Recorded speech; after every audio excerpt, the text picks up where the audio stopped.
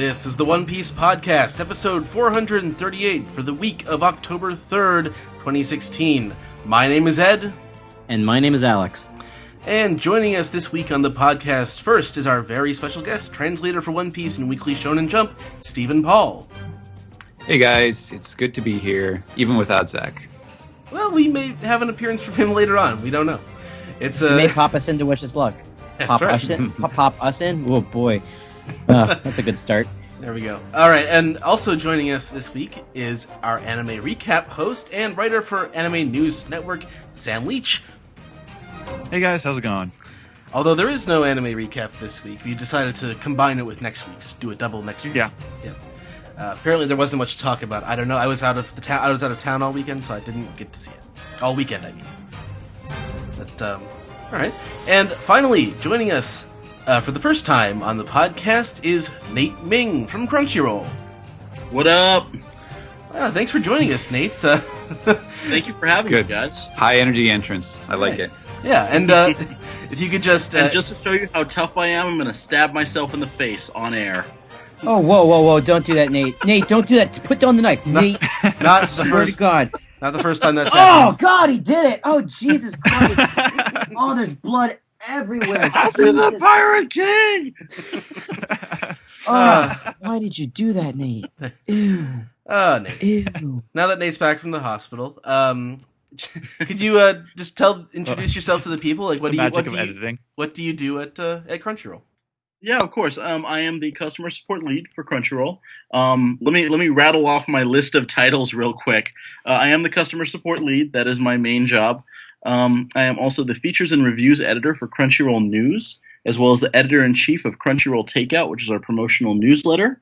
Additionally, I also help with cons, and I lead the Crunchyroll Gaming Initiative on Facebook and Twitch. Fantastic.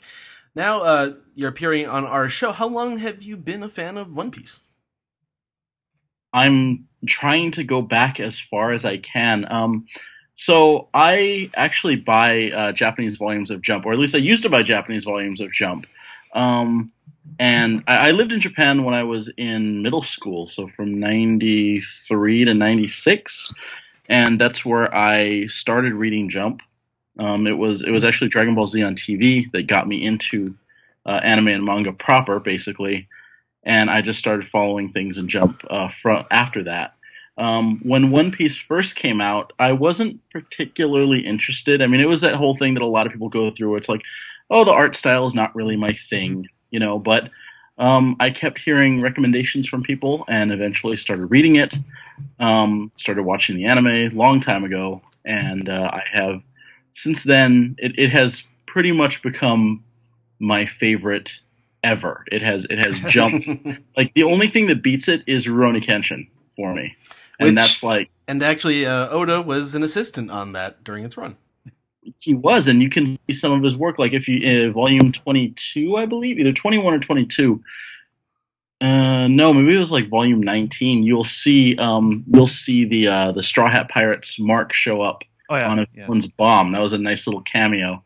But it's Watsuki just ended up, generating his assistants ended up doing all this cool stuff. One Piece and Shaman King. It's ridiculous. So, like, I don't know, it just feels right, and One Piece is the one thing that I will very aggressively, describe as... You see me on Twitter. I'm really, One Piece is excellent. I'm a huge fan of it. I've been a huge fan for a long time, and, we're here. I follow it weekly now. Right on.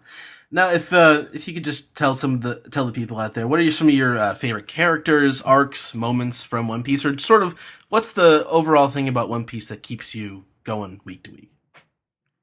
One Piece feels very pure. It is an adventure story with excellent characters who really they get development. They change. Usopp, when you first meet Usopp, is my favorite character, by the way. Mm-hmm. When you first meet him, he is a total piece of shit. And he stays this way for a really long while. And he's still kind of a punk right now. But, he has earned that. He is a brave warrior of the sea. He may be kind of a chicken, but that's just part of his character. Usopp is what he set out to become. And a lot of that is not just like winning fights or, having courage. It's also him growing as a person, like when he had to apologize at the end of Water 7. Right. That was, like he has grown as a person. It's not like maybe if I look at it, maybe like the characters who have had the least development are probably like Luffy and Zoro, because they were kind of fully formed when we first saw them, right? Mm-hmm. Like Luffy Definitely, and as a big fan of Zoro, I'm actually kind of Yeah. jealous of all the development Sanji's gotten this year. Is the year of Sanji, after all. It's the year of Sanji, so I mean, maybe we're gonna get something Wano's with coming Zoro later on, and like, Right. because like Zoro's goal is kind of nebulous, right? He's going to become the strongest swordsman ever, right? Mhm. But Sanji's goal is he has an exact goal to find all blue, right? Mhm. So we can at least make directions for that, right? But with Zoro, he's going to become strong, and obviously by the end of the series, he's going to be strong. So we'll see that when it comes, and I'm like excited for that.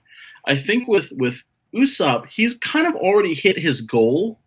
I mean, he's got Usopp now, right? Right. But we haven't reached the end by a long shot, so I'm just looking forward to seeing what everybody has in store. And that's another thing that I love about One Piece, is that each character has a specific goal that they're trying to go for, and nobody gets forgotten. I mean, like Kobe and Helmeppo show up, of all people. I love that. There's always callbacks. Nobody's forgotten, and everybody who's like not on camera is still having their own adventures and getting stronger. So nobody gets left behind. Right. Right on.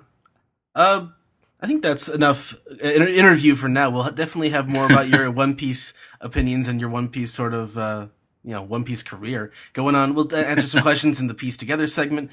But first, we're going to go through this week, chapter 841 in the manga, To the East Blue. And also, as a reminder, the One Piece podcast will be doing a meetup in Bryant Park for New York Comic Con. That's coming up this Saturday at 3:30 p.m. in Bryant Park. So go meet up with, I believe Zach at least will be there. Go meet up with Zach, our fearless leader. And He really needs the company. He really does. Yep, he's got the New Year blues probably. But anyway, Turn to page 26 in our textbooks. all right. Y'all ready to move on with the show? Do some manga recap? Yeah. Let's do it. So show. Okay.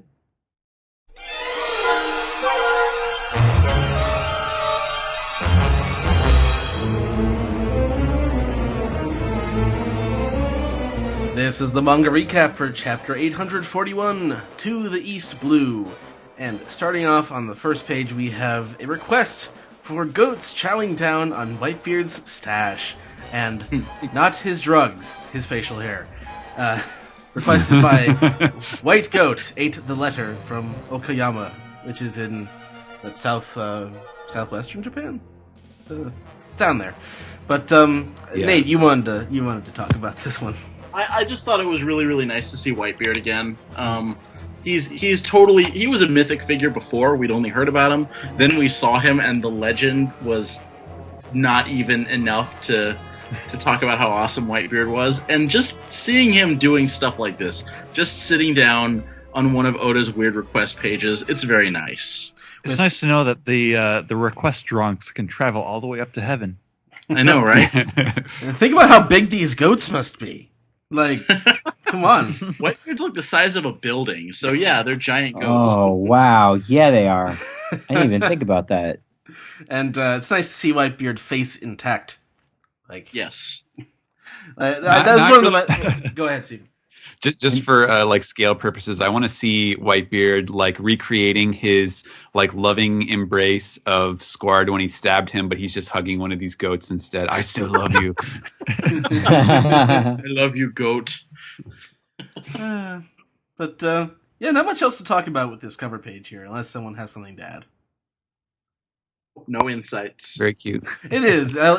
He's annoyed, mildly annoyed. His brow is furrowed.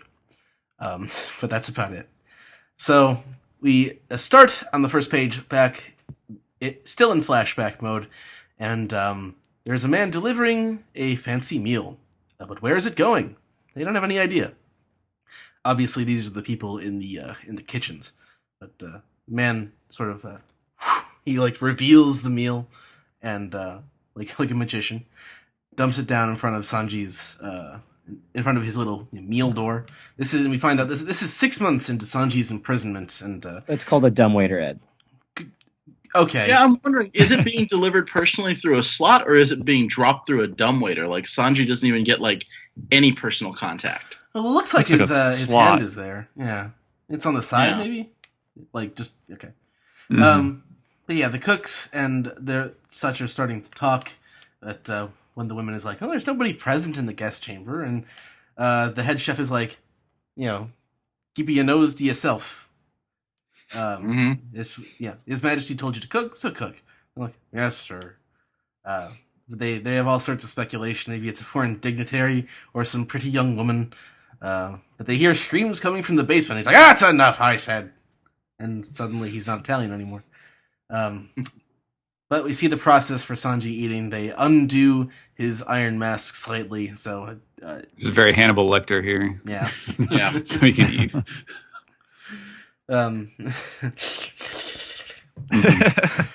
There we go. Yeah, and even still, they give him a tablecloth and everything.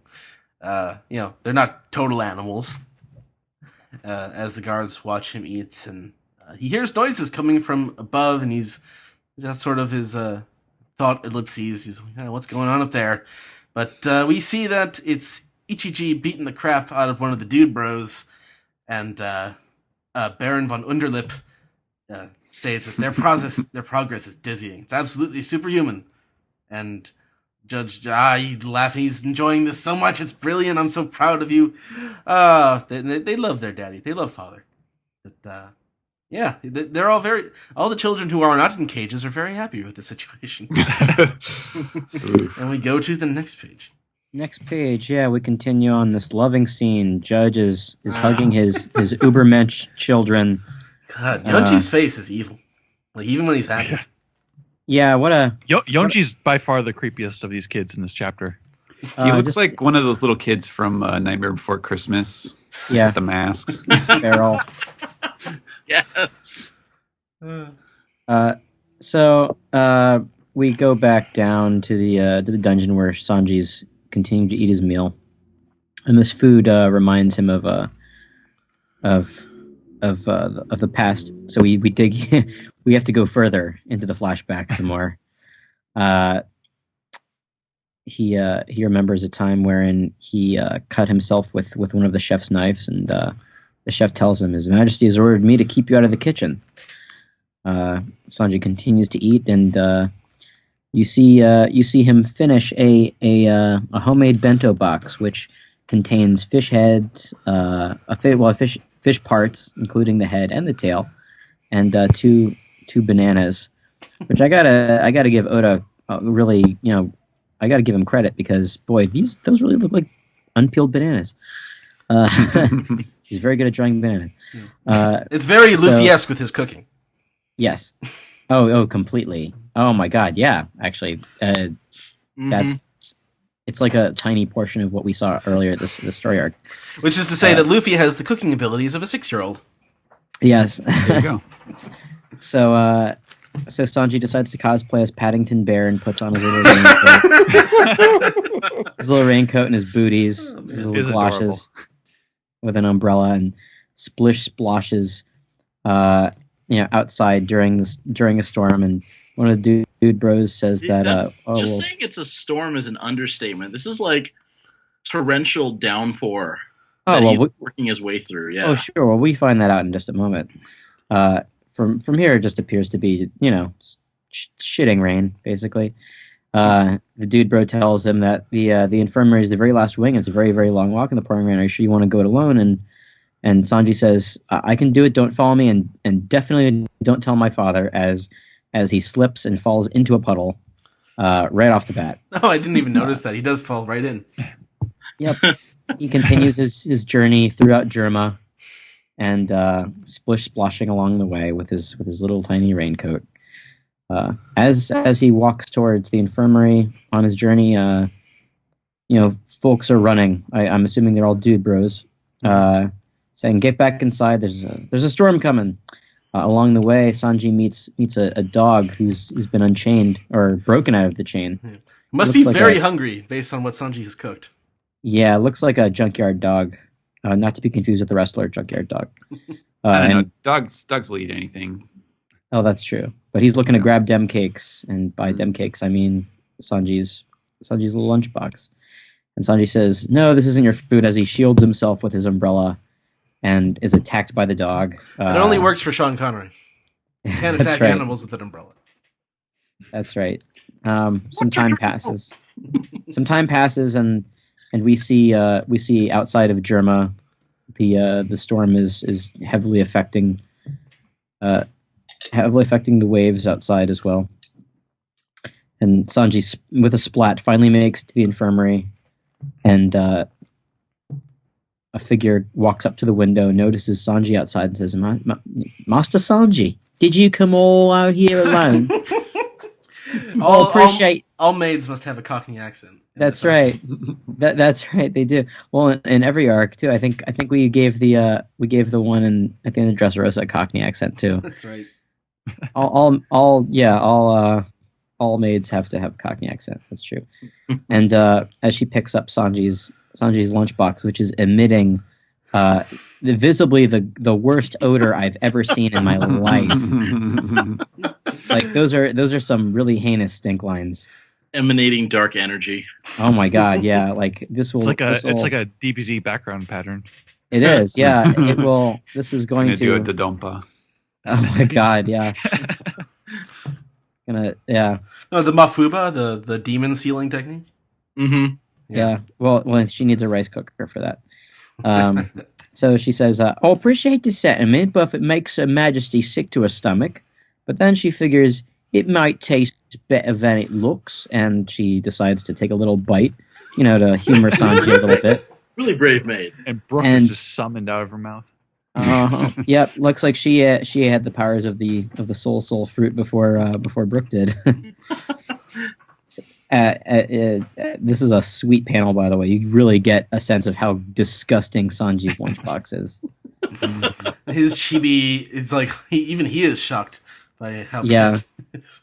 Like, what, you don't like it? What's wrong? Yeah, geez, you can see her like dry heaving noises.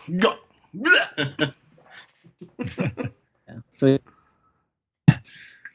And we get to see who Sanji is delivering this lunch to is a woman who is bedridden, as we've sort of determined by this point. This is Sanji's mother. She's saying, "Oh, you've come to visit me, Sanji. If your father finds out about this, he'll be furious." And Sanji's just like, "Yeah, I know." And she's asking him, "Did you cook something for me?" 'Cause it's clear that he's brought something for her to eat. And he's saying yes. He's kind of nervous about it. He's wringing his hands. He's not really confident about what he's giving to her. And Sanji's mother, shouts for the maid, "Epony," and the woman comes running right in. She's like, "I know what you tried to do, but please stop. Please bring me what Sanji actually cooked for me." And we're seeing this like very well put together sort of lunchbox, immaculate lunchbox that apparently Epony replaced with Sanji's. And in just big need to bold keep an eye letters. on the faces of Sanji and his mother throughout this entire 2 pages. That tells the entire story, even without text. Yeah. In big bold letters, Epony's just like, "Ack! I'm sorry, Your Majesty. It was just so ugly. I had to throw it away." Hold on, are you sure her name is Epony and not Kathy? Kathy, yes. What's Epony? That's the maid's name, but it's the Kathy, chocolate, ack. Okay. She's doing a Kathy. Yeah. Okay. So they dig Sanji's lunch out of the trash, I guess, and it's just extra gross and stinky. But Sanji's mom, who is a beautiful looking woman who looks a lot like Reiju, noticeably not with swirly eyebrows, and she's saying, "Oh, it looks lovely. Scrambled eggs, fish, and bananas." Sanji's like pulling at his hood, like trying to hide his face. Like, "I'm sorry, I messed it up." Can I interject egg real with quick? fish and bananas. Eggs, You go ahead, Nate. Go ahead. Plantains. Scrambled eggs, fish, and plantains. That sounds pretty good. But unpeeled bananas and fish heads and Sanji's heart is in the right place, and his brain almost is. No, Nate, you're wrong. It's Sanji's mom's favorite. It's your favorite dish. That's very. No, that's true. Sanji's mom is an angel, and this dish is amazing. We were all out of poop, so I had to make you scrambled eggs, fish, and bananas. Sanji knows that it's not a great-looking meal, and that he goes on to explain about how on his way over he tripped and he fell and he dropped it and it got a little dirty. He got all mushed up and rained on. But his mom's just like, oh, let's just give it a try. And she takes a healthy bite, and immediately she's like, yummy. She does not want to deter her son's dreams of being a cook or making her happy or anything like that. And Epony just seems distraught that flabbergasted.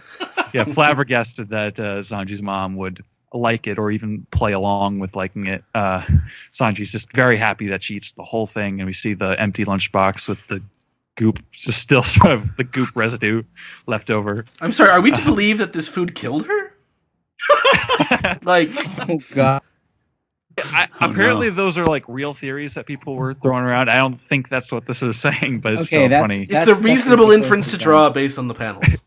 Yeah, based on the fact that we see the empty box, like she ate it clean, and the very next panel is a memory of her tombstone, of her grave, with the big crucifix.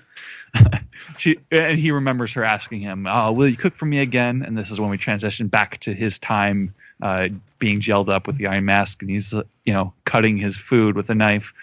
He's asking the dude bro who's sort of guarding his jail if he can get a cookbook and tools, because he wants to sort of continue to work on his cooking skills. And apparently they oblige, and they even give this kid a knife to cut his food up with, and he's making stuff and reading through cookbooks. He's reading about the All Blue. Supposedly this is his first introduction to it. And then we hear the voices of some brat kids coming to visit him. See, it is Sanji. You're right, that totally is him. And Sanji is shocked to see that he has some visitors who we see on the next page. Yeah, that's Sanji. I can tell because one of his eyes is covered up. No, it is, of course, his brothers. And yes, the little bastards. They are so delighted at finding out that, Sanji's alive after all. I wonder why he made that lie up. And Ichiji is pointing out it's probably because he wishes Sanji was dead. And then this odd little monkey bastard here, Yonji, just like hanging on the bars. Yonji is so creepy in this chapter. Yeah. Stelly-esque in his creepiness. Yes. And it's like, oh, maybe Dad will be happy if he dies, if he actually does die. And poor Sanji he's just rattled by this. And they have the key, so they barge into his cell and continue where they left off 6 months earlier, kicking his ass. And Reiju is standing outside along the stairs, just listening in on this and clearly unhappy about something. She's kind of snorting her as she stares to the side. And after they have gone, she is kind of tending to Sanji. She reiterates that she's not on his side. She doesn't want to get picked on with this. But she is explaining that the other boys are the ideal soldiers that Judge wanted. They have no emotions. They don't feel pity, sympathy, or sadness, which is definitely kind of fitting the sociopath image that we've been given of them. And then she points out that she got the augmentations that Sanji didn't. So she has these powers, but she also has this huge that separates them. So she's kind of in this weird middle category between Sanji and the other brothers. Like they've had mental alterations or something. Yeah, almost. It does definitely raise the question of, okay, how much of this was intentional? How much of this was just what ended up happening? Since we clearly have seen that the experiments were not infallible, given that Sanji was a quote unquote failure. Mm-hmm. Yes, she tells Sanji that they are about to climb the red line soon because they have business. They have some wars to attend to in the East Blue, and we transition to Sanji just falling sideways with all of the furniture, which seems very dangerous. It's about to crash right on his face. Yeah, slamming reminds against me, the bars. It reminds me of when the Going Merry rode the knock-up stream. Yes. Yes. Except I guess we didn't see the inside of the Going Merry at that point. But they were all clinging for dear life on the deck. Yeah. I just want to say that I love the scene, the little touch of Ichichi like swirling or jingling the key on his finger, like twirling it as he. It's very menacing. Yeah, and even in the silhouette picture, like he's just kind of standing off to the side, like watching the other two do the dirty work. So it seems like he definitely kind of stays slightly above the rest as far as like getting his hands dirty, which is maybe noteworthy even here at the bottom of the of this page. But more importantly now is probably the best image in this chapter. It is all of the giant snail ships that make up the Germa mothership, the homeland, I guess. Legos. The Legos breaking apart and climbing like the snails they are up the side of the red line. Amazing. This is the best transportation over the red line we've seen yet. Oh yeah. God, it's the perfect answer that everybody was clamoring for. Yes. Exactly. So good. And being snails, of course, that means that it's going to take a little while. Estimated arrival time 3 weeks for this for this snail trail over the red line. And you think that like everyone who lives there has to like rearrange their furniture for the time being on the wall? I wondered that. I don't know if Oda necessarily designed all of these like interiors that we've seen with that in mind, but it's very amusing nonetheless. Great visual. And even as this continues, the brothers are still just tormenting Sanji, and Reiju is aiding him in secret, helping him recover. We see she's wrapping up his arm here, and he is telling her something that he wants to do. What is that? And that is that he wants to be a cook. That is his dream now. And she's kind of angry at him. She's like, I asked you not to tell me these things. Don't get me involved in your issues. But yeah, we see that they are now in the East Blue, and the people are terrified of the Germa 66, the East Bluians. Yeah, they didn't even believe that they were real. But yeah, the Dude Bros inform King Judge that the targets in Kogia have noticed us. That's a new country. Never heard of that one before. And he instructs them to crush the Kojians. And Crush, kill, destroy. That's right. If Sanji can escape here in the East Blue, then he'll never have to see Father's face again. And he's just crying. He's gonna rust up that mask. Pretty good. Even Reiju rolls a tear, single tear, but she does. And she's very moved by Sanji's plight, so she asks him to step back, and she uses her inhuman strength to bend the bars. I love the expression on her face as she does that. That's great. She tells him, "You won't get a second chance." It's a great detail in general of just like this little girl bending these bars. Wait. Does that mean this is Hulk Reiju? Write that one down. Okay. Moving on, she informs him that you won't get a second chance. Don't screw it up. So the Dude Bros make landfall. They're going to bring down the land of Kogia, and we don't really get a good look at what this land looks like, if it looks similar to anything that we've seen before. But Sanji is going up for the keys, presumably for his mask, and someone spots him and says, "What are you doing over there?" And he's sort of sheepishly looking over. And it's Judge. He says, "Sanji, what are you doing here?" And Sanji is terrified. What are you doing here? Exactly. Well, Sanji says to his father that, well, I'm leaving this country, so don't try to stop me. And Judge comments that his stay in the basement has made him impertinent. And, an ordinary boy like you, a human, is not strong enough to survive on his own in this or any sea. And that's kind of an insult too, considering the East Blue, if we recall, is the weakest of the four. And he just blatantly tells Sanji that he'll die, and he's like, "So what? You can't stop me." And he says, "Oh, on the contrary, that I actually appreciate this." And Sanji's eyes begin to well with tears. And Judge gives him an interesting speech, telling him that he is, I suppose that I am fallibly human as well. I'm too soft and too sentimental to dispose of my own son myself, even a failure like you. But if you'll disappear of your own volition, no, I won't stop you. So take the key of that iron mask and leave. So Sanji's obviously trying to choke back these tears as he holds the knife to defend himself against his father. And his father says, "As your father, I have one final request to make of you, and I must ask that you never mention to anyone that I'm your father. It is a black mark on my success. It's my secret shame." And as he tells Sanji this, Sanji lets loose the waterworks and just begins to cry.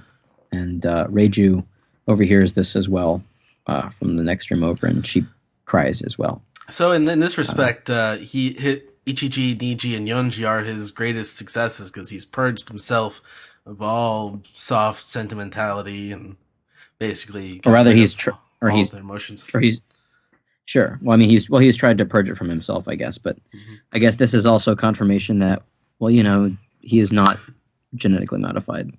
Yeah, the interesting thing about this speech that not only are we given a reason, an actual reason why a judge wouldn't have just gotten rid of Sanji, just disposed of him, and instead kept him prisoner.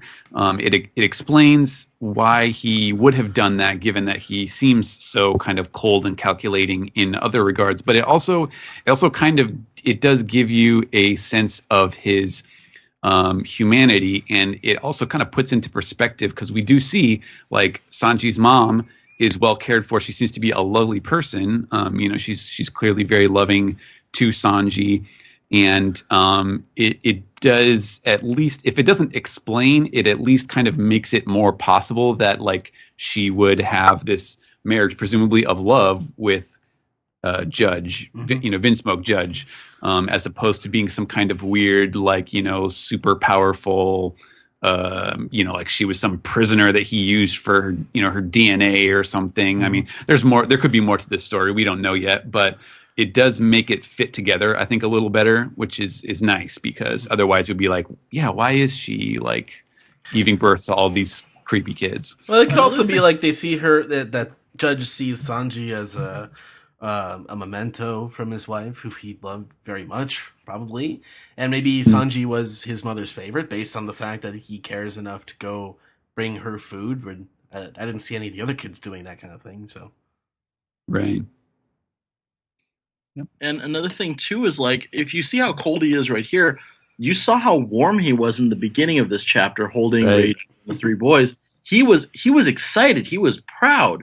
Like, his kids are doing awesome stuff exactly like he wants them to, and he's trying to play it off like, oh, I'm fallibly human too, and, like, I mess up sometimes. No, there is something real there, and he's just trying to convince himself that, like, oh, I have there. It was a lapse in logic. That's all it was. Right. Mm-hmm. Let me go to the next page. And yeah, we turn to the next page where we see the Dude Bros continue to attack from like when that Sanji was on at the beginning of his original flashback. I believe this is the orbit. Yeah, Mm-hmm. It's got that like wine bottle masthead thing. What should we do about these guest ships in the harbor? And they're giving orders to each other. They're not part of the contract, just unlucky saps. Let's leave them alone. And this is when Reiju is assisting Sanji in escaping, and she's saying, like, get on that ship. That's the one. Stop crying. Be a man. and then she's grabbing him by the shoulders, like shaking him. They're both crying, and this is just an incredibly emotional page where the tears are just nonstop. And she's like, "Understand? Don't ever come back here." And then she basically imitates what Saul said during Robin's flashback, where she's you're saying, right. Yeah.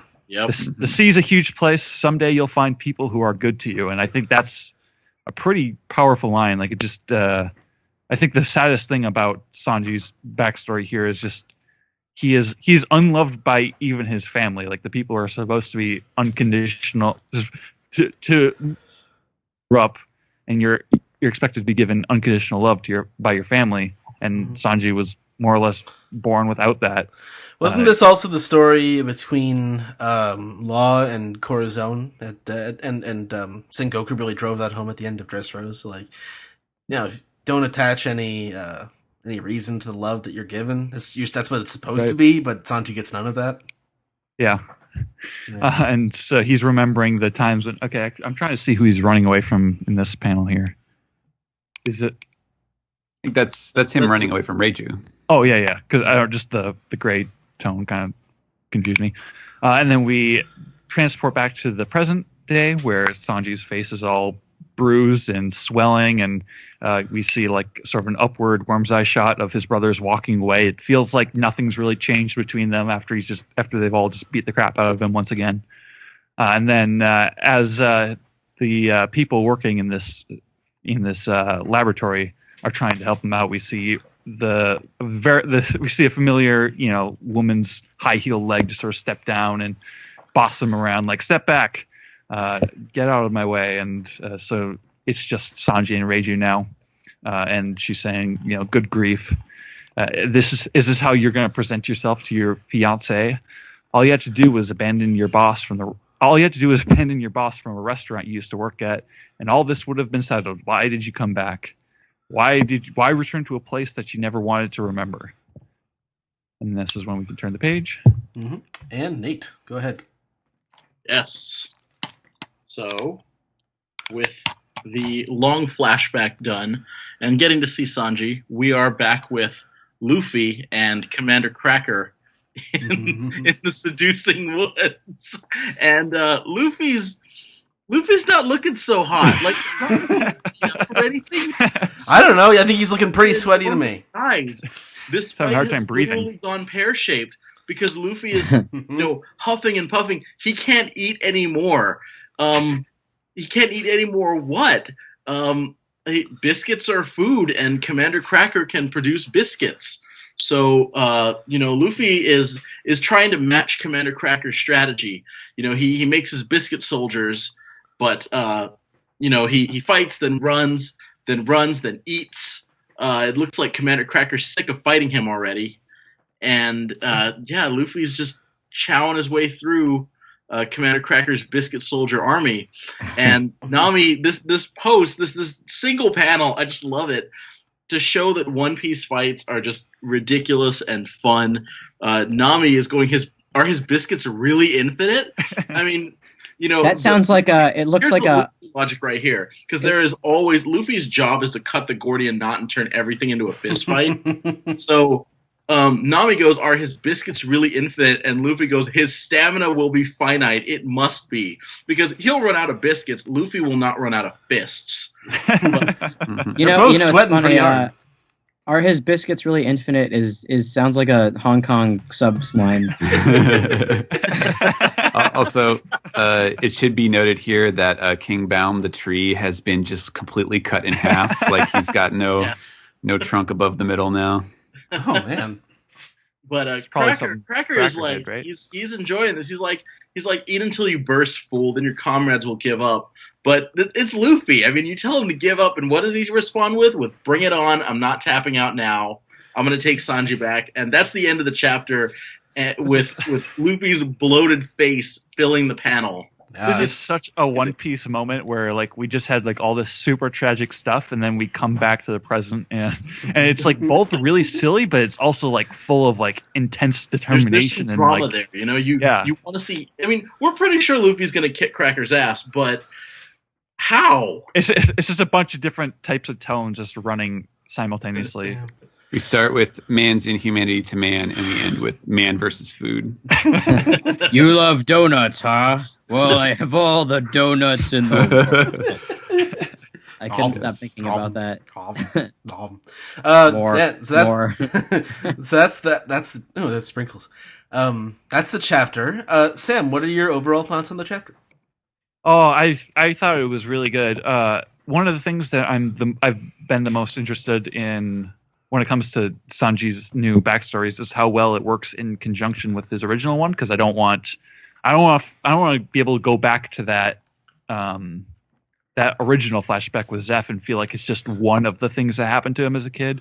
It still has to feel like this important development period for him, which I think I've been saying a few times on Twitter. Like I think it's really important that Sanji was not a good cook until he met Zeph, so that Zeph is sort of instrumental in him becoming the person that he is today. Still, even with all this other stuff that happened to him before. Mm-hmm. Yeah, and also there was some discussion going on Twitter and probably elsewhere, but I just saw the discussion with our very own Jill and Aaron, who were discussing that they were actually Reiju. about that they were actually kind of disappointed that Reiju was a good person. I don't know. I've seen a lot of different opinions on that. People either really want her to be a good guy or really want her to be a bad guy. Mm-hmm. But I think she's somewhere in between. Yeah, I agree with that. She's not like she's cold enough to watch her brothers beat the crap out of Sanji, mm-hmm. but she's also warm enough to take care of him afterwards. Right. She's not strong enough to do the right thing in public.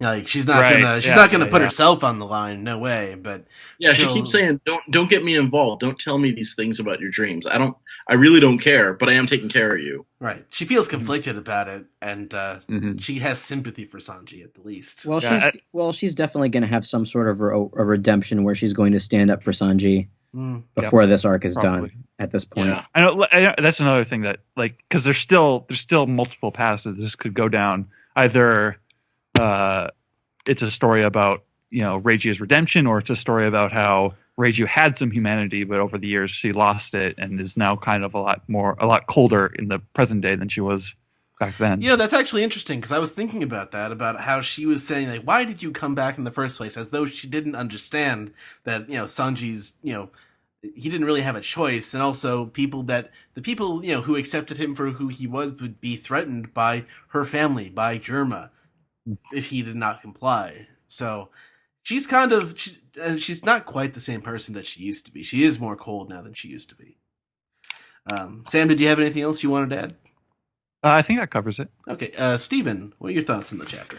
Oh man, well, first thing for sure is just the incredible transition to the finish of this fight, or not to the finish of this fight, but the return to the finish of this chapter and the return to Luffy's fight, and the use of slapstick comedy essentially as a means of advancing the plot, because it is so One Piece, and it is also the perfect time to do this in the arc, because the sort of jokey attacks and things don't really work so well as climactic finishers, but this chump who's just the first guy to really stand up to Luffy out of however long this arc is going to go, is the perfect time for Luffy to sort of bend the rules himself. Like, he's already got these weird infinite powers. It's like, why can't Luffy use his infinite stomach to counteract it? So that was a great moment. And also, I think to kind of follow up on some of the stuff Sam was saying about how does this flashback sit with Sanji's original flashback, which obviously comes later in his life than these ones. I think it's really good. I was honestly concerned about that at first. That I really was afraid that it was not going to sit well with what he'd already shown. But he's really done, I think, everything that I could have needed to make this work, because we see that, like, compared to Sanji on the ship with Zeph, where he's already kind of been through hell somewhat. Like, he fits in with the rest of the chefs on the Baratier. And it really makes sense as to how he was able to survive that period stranded with Zeph after he's gone through all of this sort of beating. Right. Yeah. that yes, he's definitely a hardier kid in his Baratier flashback than he is here. And another thing that I was really curious about, I was talking about this with Greg, and the one thing that I wanted to see was how is this going to line up with Sanji's kind of the whole thematic thrust of his first flashback with Zeph was about his treatment of food, because that's kind of what the Baratier arc was about his nature as a chef to always feed people, and how he kind of learned that tendency through Zeph. But he's shown here, he already has an interest in food as a kid here. So why is it that he was shown in his Baratier flashback throwing away the old food that was gross? Like, why didn't he have that from the start? And I think you kind of see it. Greg pointed this out, which I thought was very observant, which is that, like, right at the very start of this chapter, like, he has a nice man, like, he has like San Pellegrino, mineral water and everything. They give him everything that he needs, even when he's imprisoned. So he probably just didn't really have that sense of need, appreciation, and yes, yeah, exactly. He was still kind of treated, if not like royalty, then at least like a royal prisoner. Right. So yeah, I thought it was a really, really, really well done. The Reiju thing with the ending. I definitely immediately felt like, oh, this is just like what Saul said. But, I think it's not necessarily the end of the flashback stories as well. Like, I don't know. I feel like maybe there's more to his mom's, his relationship with his mom or something. Yeah. We'll see about that. But at any rate, I thought it was a fantastic chapter. Really, really well done. It really backs up Sanji's treatment of women, I guess, throughout the rest of the series, and that, like, as a child, the only, I don't know, enjoyable moments that he had were, like, with his mother, like, serving her food. That was, like, that was a really big moment for him, I think, when she was sick and she liked his food. And then also with Reiju, she was the one who let him go, so it kind of makes sense that he would have this, sort of, the women in his life, in his first, like, however 7-8 years old he was at this point, are the only ones who were good to him. So it kind of makes sense. It does, but it still doesn't. It's not quite enough for the chivalry stuff, I don't think. Yeah. Well, that's just bad writing sometimes. Well, I wouldn't count out, more like Steven said, more like a little more expansion on that. Nate, actually, what did you think of the chapter overall? It was another great step in this arc. I'm really enjoying the story arc so far. And I mean, as the year of Sanji goes on, we're just going to see more and more. It's going to be revealed more.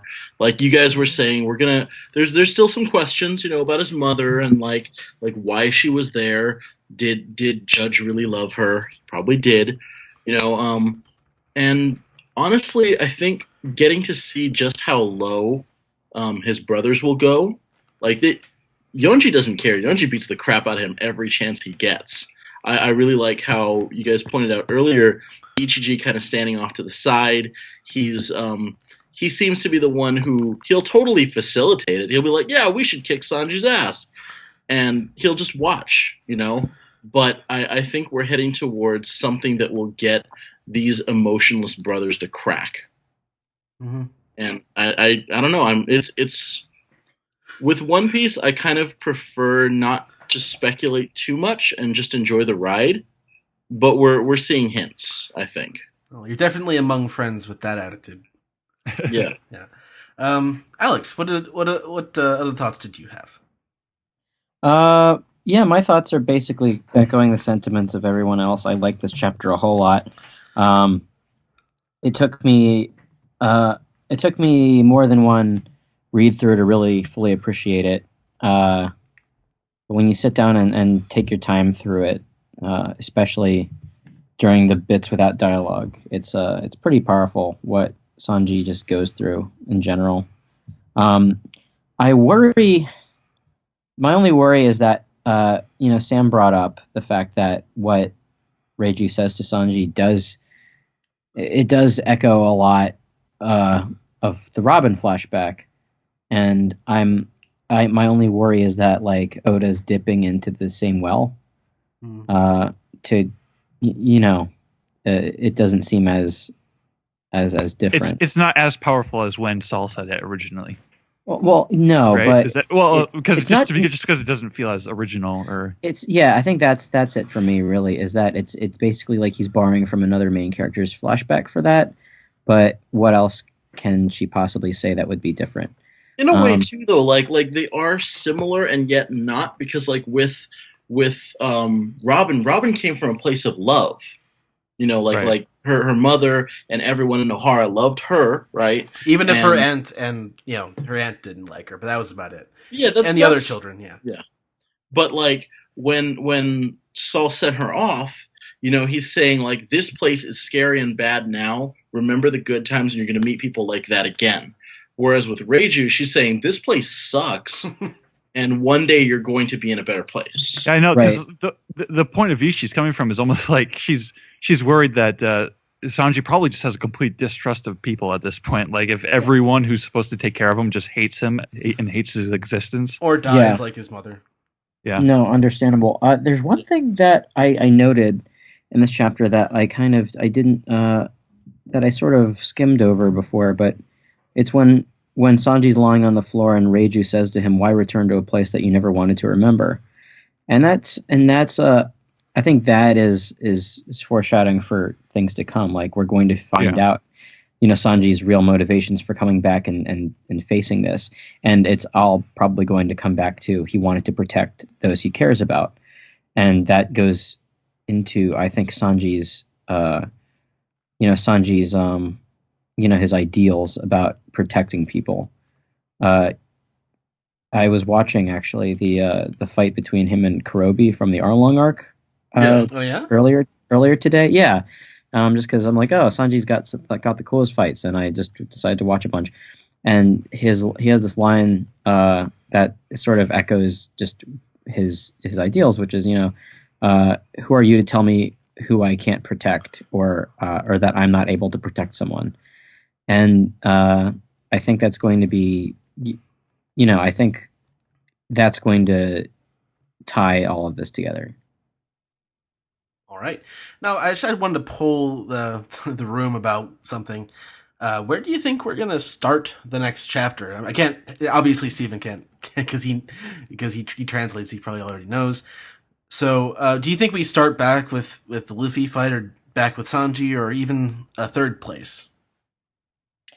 I think we're probably gonna continue on with the Cracker / Luffy fight, and it's probably going to end at this point.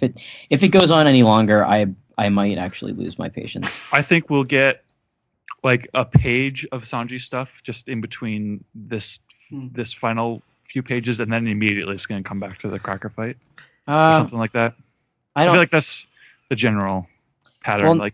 Well, see though, why come back to the Cracker fight and then go back to the Sanji stuff? Like there's, as far as like having that flow in a volume, it doesn't make any sense to me. I don't know. I was actually kind of thinking that they might do a third location on Whole Cake Island. Like Pedro and Brooke. Possibly something with Big Mom and how it ties into the Luffy versus Cracker fight. But obviously, I think most of the chapter and finishing next chapter is probably going to be Luffy versus Cracker. Agreed. It's going to, like you guys said, it would drag a bit if they decided to like cock tease us one more time with a cliffhanger of like, will Luffy defeat Cracker? Yeah, of course he's going to defeat Cracker, but like we want to see that, and I think we're going to get that finish, but we need to see more of Big Mom. We haven't seen much of her, so it would be kind of nice if we go back to that. I agree. But I think that wraps it up for the manga recap this week. Let's move on to some Piece Together.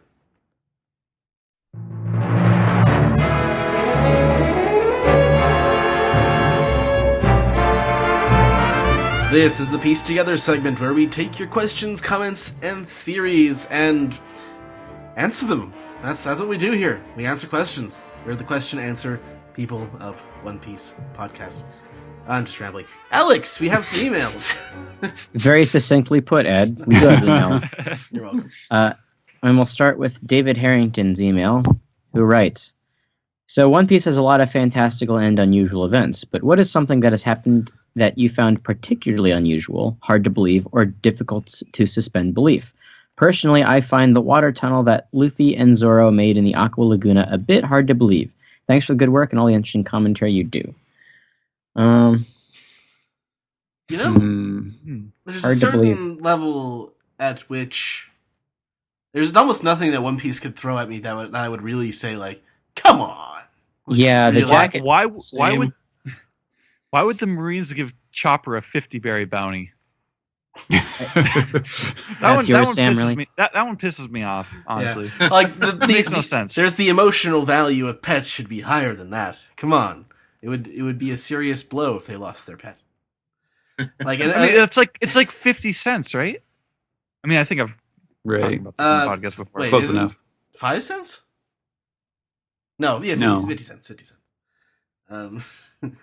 But yeah, like in a show that has like documented Like, why bother? space alien pirates of the moon, it's not much that would honestly shock me.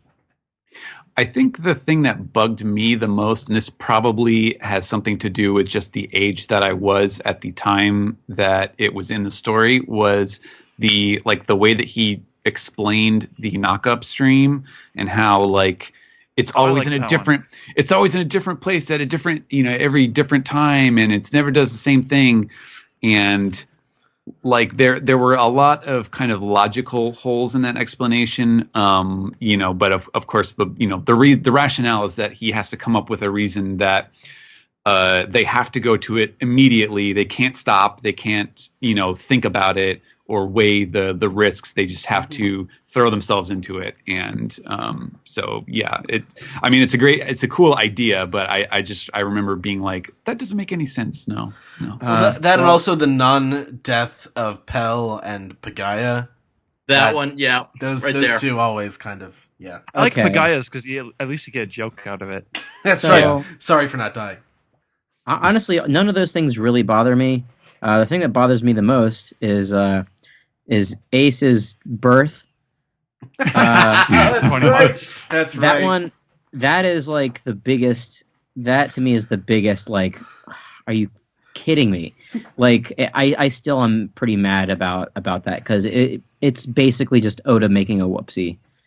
That's Right. there's 100% no way that was intentional. I think it was Oda just being like, "Whoops, I I don't know. should have made him this age." That's the one I buy because there is that fantastical quality to it. Special D powers of I Like think birth. it feels like something out of like a super old story you might hear in the Bible or something. No way, Yeah. man. No way. I don't buy it. With One Piece, it's not like Oda like completely forgets things. Like he may have a little lapse of this, or he may like leave a character behind for a little while, but they always come back. Even with these like lapses in judgment, it's not like Akira Toriyama who just completely forgets that he has created a character. And One Yeah. Piece is going on for like twice as long now. Yeah, but here's the thing. Oda gets like 4 hours of sleep a night, and Yeah. he's always working, so you can't expect him to remember a whole lot. Exactly.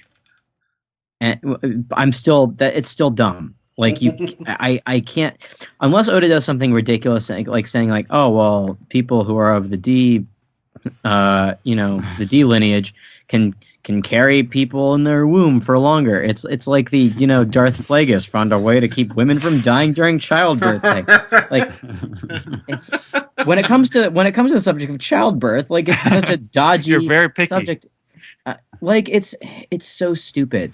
I think really if is. If he had It's not like holding a poop inside of you. Like, oh, we can hold off till the next rest down. We can definitely hold off. I can wait another 2 years to pop this baby out. That's not how it works. I think if he had been able to say like 12 months or 13 months, then it would be like, oh, okay. I mean, I guess. Yeah, I guess so. But what was it, like 20 months or something? Yeah, it was 20 it months. was like Yeah. another year and a half. It was so dumb. Yeah. Like what he could have done even was like, oh well, Garp kept him safe somewhere else after the birth. Like they kept it really secret. Right. Had a man on the inside. Yeah, that's mine. Anyway, Okay. if we can, do you guys want to continue? Yeah, what's the next email, Alex? Ronald Dest says, "Hey, One Piece podcast. When I was rereading old chapter discussion threads on Arlong Park, I found a quite hilarious prediction for the next chapter. It was the chapter with regards to Frankie's grand farewell to Water 7, and there's a scene where he's carrying some sort of bag over his shoulder. The comment in question, so who thinks Usopp is in the duffel bag?" Just the idea of Frankie smuggling Usopp aboard in a duffel bag is absurdly funny to me. What other crazy short-term predictions have stuck with you for being what the hell LMAO worthy? Just the silliest and oddest predictions for one chapter ahead that you can remember. There's got to be tons, but Yeah. I don't know. It's hard for me to think of one off the top of my head. I usually just go for the stupid brown beard fake spoiler that I always mention, where brown beard, after like the War of the Best, says like, "Oh, Blackbeard and Whitebeard, you're both a disgrace to the Beard family," or something like that. It was. I feel the need to bring it up because sometimes listeners may be new and they don't know, but it's so funny, it's so good. The Beard family is disgraced. Yeah. Anyone else? Can you think of anything? no, not really. No, not off the top of my head. It's just that was a good one. And It's a good question. Yeah, I just wish I had an hope answer. that's the duffel bag now. I really hope that. It's up in a duffel bag. It's a good episode title. Yeah. Okay. So this one is up in a duffel bag. So this one comes to us from Akeem, Windwilder 1000. He says, "Hey guys, love what you guys have been doing so far. Keep up the good work. I grew up in the Caribbean, so I'm very familiar with cracker-based biscuits. So when that was revealed as his name, I immediately thought of the salty variety you would have with tea. I don't know why it didn't then occur to me Luffy's solution, but I guess that's why we love Oda so much. My question is, what do you think what would happen if the crew just applied salt to the puppets? Would we be looking at a repeat of Thriller Bark, and could that also be applied to Mama's creepers? I guess the homies. Would they have to eat the salt? I suppose so.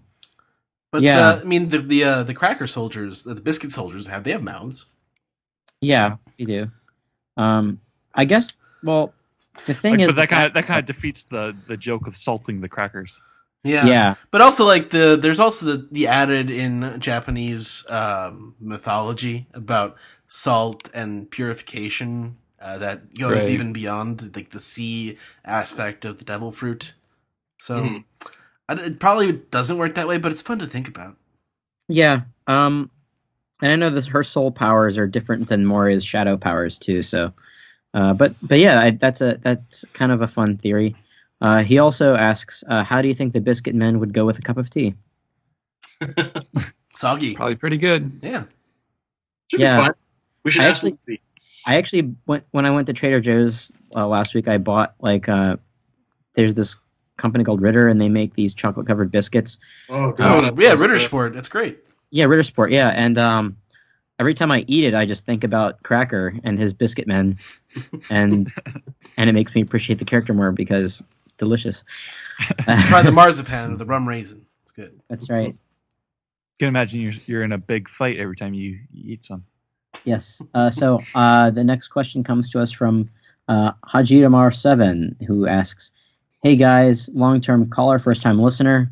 We've heard that one before. So I was wondering how the Straw Hats are going to escape from Big Mom. Then it hit me. Do you guys think Oda, Minister of Soda, gave us a hint when we saw Big Mom's fits and the death of Charlotte Moscato, Minister of Gelato, meaning that the Straw Hats are probably going to escape when Big Mom is having another fit? It's from Rin. From England, okay. I don't think they're gonna escape from Big Mom, honestly. I think something's gonna be I personally think that this dream of Big Moms will be realized by the end of the arc. Really? I think so. Yeah, of having tea with all the races at eye level.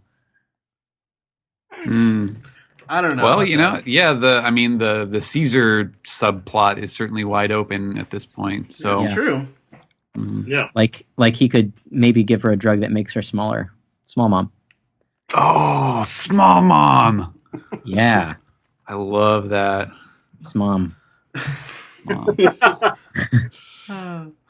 That's really good. Yeah. Yeah, I don't really Anybody else have anything to add? Not really. That's good. That's a good idea, Alex. Yeah. And our friend Liam Tasker says, "Hi OPP. I was reading SBS's and I was reminded that Sugar and Monet are sisters. I don't believe this was ever mentioned in story. Do you think it could come up in the future? Maybe a cover story could involve Sugar looking for Monet and finding her in Virgo's snow cone stand with the Yeti Cool Brothers as mascots. Well, anything's possible. Yeah, I can see a cover story thing with them. I don't imagine they're going to be super important in the future. No, I do think though. Like my prediction is that Virgo and Monet probably will have the next cover story because they were given off-screen deaths, and that usually means that they're alive. Yeah. So. Yeah, if he never does like a follow-up to that, that's just such wasted potential with those characters. I feel like I don't know. It never felt satisfactory to me, but I don't know. Maybe. Well, I was never big on Monet. I didn't really see the big deal with Monet at all. But I think it was just that she was so mysterious, and so it felt like there has to be something that, like, when is the other shoe going to drop? Like, when is she going to reveal some unexpected allegiance to some other character? And then there was just nothing really. Or I think as I was discussing with Jill on Twitter earlier, with all beautiful female villains, they're going to be redeemed somehow. But no, she might just be dead. Yeah. We can only hope. Yeah. Is that the last email, Alex, or is there one more? That's the last email. Okay. Steven, why don't you take us on over to the Reddit at reddit.com/r/One Piece Podcast. Weekly piece together thread. Yes, come and post your questions. We will start off with Donald Trump Senpai, who wants to know... Oh, boy. Yeah. Let's let him have it. Hey, OPP, I have what some might consider a wild theory. He points out... Oh, it's the wild theory. Yeah, it is the wild. That it's... many people... So wild, it's going to make your head spin. Many people have told him this theory makes a lot of sense. The evidence is that... So, could Sanji's mother still be alive and perhaps Judge faked her death in some way? And the sole piece of evidence is in chapter 823 when they are talking about the reverie and how all of these strange and rather pushy heads of state are gathering. There are lots of pictures of different people that we've never seen before, and there's one lady who looks blonde and has hair over one side of her eye, just like Sanji's mom. She is also wearing a cape, and though her nose may appear different, if Judge wanted her gone, with his science background, he could have easily given her some modifications. So yeah, I'm going to say, personally, this is about like a half step up from they have the same haircut level of evidence. I think it's more likely that's just some random person, and Oda's women tend to look the same. So... Yeah, what are we talking about? There's a picture in the Reddit thread of a woman with aviator sunglasses and lipstick and sort of a harsh, mean look on her face compared to... Mm-hmm. Her hair looks very sort of straight as opposed to Sanji's mother, who kind of had a wavy at the end of it, but they do part their hair in the same place, and they both have the same simple right triangle nose. But, it's about one step above they have the same hair, because they do have the same hair, but they also have the same nose. Well, speaking of that, actually, this is something that I've seen brought up elsewhere, wherein in the salvaged ship from the North Blue, like in the Jaya arc, when the monster trio are around there, trying to find, to see if they can find any treasure, Sanji picks up a picture of a lady and has a little speech bubble with ellipses versus his usual heart-shaped eyes sort of situation. Since that ship is from the North Blue, could that possibly be a ancestor of Sanji's? I remember I heard this theory, and part of the theory was based on the idea that this woman kind of looked like Sanji's mom, which I don't think is true. I mean, it's just as Steven said, I think, a case of Oda's women looking the same. But the fact that it's a ship from North Blue... We'll continue on to Vince Smoke Yonji, who brings up an old theory he had a few weeks ago, pointing out that so he had this theory. This is before we found out the nature of the Vinsmoke siblings, and this is right after the scene where Yonji gets repaired by the doctor with all of the hydraulic stuff and the hammer, and was saying that at the time he had thought they were upgraded like cyborgs, and he considered it more of a gag. But at the time, Zach left open the possibility that Oda could build it into a plot point. And he says, so what are other instances of things that seemed like gags being important plot developments? And he says, as an example, Duval. Oh, I was thinking of Gadatsu immediately, like his inability to cross his arms and like forgetting what his powers do, which is the reason he ended up falling to Earth in the first place. That's the one that really pops to mind for me. That's like Gadatsu falls to the blue sea because he's an idiot. That's a good one. Mm-hmm. Yeah, I don't know. I mean, I think just in terms of today, like this episode, I feel like the possibility, like the ability that Luffy can kind of undo all of Big Mom's like food related minions just by eating them. Just by being himself. Yeah, I mean, exactly. Yeah. I think that's a pretty good one. Now that I'm thinking about it, he is the only big eater on the crew. There's him, Zoro kinda, but he's not joining them. Big drinker, actually, I think Zoro is. Zoro's the big drinker. You're right. And Anami is kind of too with the drinking, but yeah. Usopp and Chopper do the sort of comedy eating stuff too, getting fat. They don't take it as seriously as Luffy does by any means. Yeah, Luffy is like that's his thing. That and punching things. I think Chopper is second when it comes to eating, honestly. Yeah, that makes sense. The sweets. It's always the sweets. True. Mm-hmm. Gonna die of diabetes. That's not funny. I was showing genuine concern. Okay. Please do not scream says, what odds do you give Sanji actually losing his hands this arc and joining the crew as the new cook, since Sanji won't ever be able to cook again? 0%? Yeah, especially since the last two chapters, I haven't seen those handcuffs on him. Yeah, that's true. That has been weird. Whoopsieing all over the place with that. Is that true? Like, did he forget to draw him? Oh yeah. Look at this chapter and last chapter. Yeah, when Reiju's standing over him as he's all battered, you can't see the things on his wrist. That's funny.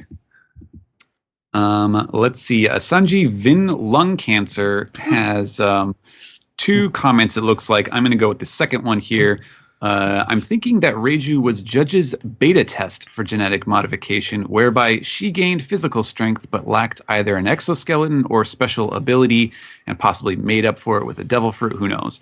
But most importantly, still had morality, which Judge possibly wasn't happy with, leading to his creation of the other four. This could explain why Judge was walking next to Reiju in the flashback a few chapters ago, to keep an eye on her since she is essentially a defect. I'd love to hear your thoughts. I mean, I think there's definitely room that she was created separately from the others, but also the whole, like, especially now that the mother is dead, possibly leading to, we know he has a soft side. Maybe that led to kind of extra sympathy or a connection to his daughter, his only daughter, since she's the one who, reminds him of his wife or something. Yeah, but she also does have that poison power. So yeah, that might be a devil fruit, obviously, but I think like she got something that they didn't have with that. Like her body was modified in a different way, and maybe because he doesn't see women as being combat oriented. It's more of a support medic role to be able to take care of poisons. So. I mean, that wouldn't surprise me if like her modifications were slightly different in that way. Like, I was thinking like Reiju was like the prototype, and he's like, okay, so here's what's good. Now we need to refine it. And the boys were supposed to be the production models, and they're like, this is what they're supposed to be. Oh, we have a defect in the line. Let's take Sanji out. But Ichiji, Niji, Yonji are like the ideal. They're what he tried to do initially with Reiju. Well, I think that Reiju is actually a product of like I think she's the eldest, and I think that she was a product of just the love between Judge and Sanji's mom. Okay. And more than anything else, and the modifications, came after whatever, because there's, as we covered in the manga recap, Judge has some humanity to him, and there had to have been something that, that spawned his need to create, strong children. So I don't know. I think there's more to this. And to continue that, the metaphor of the production models, unlike Gendo Ikari, Judge got 3 good soldiers and then 1 Shinji. Yep. All right. Let's see here. Oh boy. Gladius Wing Zero wants to know, hey OPP, how does Big Mom's hat get information before Big Mom? And why do I want him for the next Straw Hat so bad? I think all the homies are linked. You think so? I think so, yeah. I think they can share information. Her because magic soul powers. Yeah, because they're all part of the same soul, right? But that would mean that like Big Mom would also get it. But maybe she's just kind of thinking about other things. She's got other things going on at the time. Yeah, I don't know. I mean, although if the hat did join, they'd be the Big Mom Hat Pirates. Okay. Moving on. Endangered Big Cats, I'm going to vastly abridge this, but it has a wide spanning theory about how all of the moms are actually Big Mom. Nami's mom, Big Mom. We haven't seen Luffy's mom, Big Mom. Frankie's parents were big shot pirates, Big Mom. Et cetera, et cetera, et cetera. Well, as far as Nami's mom goes, Mommy, as I could call her, one thing that we didn't actually touch on was in the manga recap was the place that they went to in the East Blue, Kojia. Was that the place? Right, Kojia. Could that be where Nami was found? Well, there was a war-torn country in the East Blue, so yeah. But it would be interesting that in that scenario, the Marines were fighting. So why would Germa, a member of the world government, be fighting a war against the Marines? Because obviously there are countries out there that aren't members of the world government, and that's who I would imagine that Germa is mostly attacking. But I mean, I could be wrong. Well, Germa is they're secret warmongers though too, right? Isn't that illegal? Isn't that illegal? Are they running illegal operations in addition to being a sanctioned royal? They're a PMC. I mean, they're sent into. Here's something though that I don't remember. You guys may have to refresh me on this. Does the world government use Germa 66, or are they private contractors only? They're under the world government, aren't they? Okay, that makes sense.